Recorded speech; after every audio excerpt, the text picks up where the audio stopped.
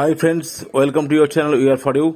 বন্ধুরা, আপনারা জানেন যে গতকাল রাত্রিবেলা অপারেশন সিঁদুর যেটা হয়েছে, আমাদের ভারতের পক্ষ থেকে যে অপারেশন চালানো হয়েছিল ইন্ডিয়ান এয়ারফোর্সের মাধ্যমে, যে এয়ার স্ট্রাইক, তো পাকিস্তান সম্পূর্ণভাবে শেষ হয়ে যাচ্ছে। পাকিস্তানের যে জঙ্গি ঘাঁটি, সেই 9টা জঙ্গি ঘাঁটিতে আঘাত আনা হয়েছে এবং সেই 9টা জঙ্গি ঘাঁটিতে আপনারা দেখছেন মিডিয়াতে বিভিন্নভাবে দেখাচ্ছে, এবং সেখানে পুরোপুরিভাবে যে লস্কর ই তৈবা, জৈশ-ই মোহাম্মদ, পুরোপুরি জঙ্গি সংগঠনগুলি একদম মাটিতে মিশে গেছে। পাকিস্তান আজকে উচিত শিক্ষা পেয়েছে।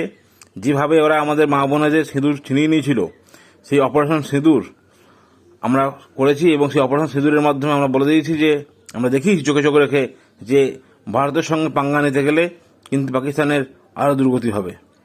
প্রধানমন্ত্রী নরেন্দ্র মোদী গতকাল সারা রাত ধরে তার ওয়ার রুমে বসছিলেন, তার বাসভবনে, এবং এই অপারেশন সিঁদুর যে নামটা, এই নামকরণ প্রধানমন্ত্রী নরেন্দ্র মোদীর দেওয়া। এবং যে লেটেস্ট ভিডিও আমাদের কাছে যে এসছে পাকিস্তান থেকে, পাকিস্তানের যে ভিডিও আমরা পেয়েছি, এবং এই ভিডিওতে কিন্তু পরিষ্কারভাবে দেখা যাচ্ছে যে তারা একদম ধুলোয় মিশে গেছে। তো পাকিস্তানের যে সংগঠনগুলিকে তারা মদত দিচ্ছে, পাকিস্তান জঙ্গি সংগঠন আতুর ঘর, এবং পাকিস্তান সবসময় হিন্দু বিরোধী এবং হিন্দুদের ওপর অত্যাচারের মূল জায়গায় তৈরি হয়েছে।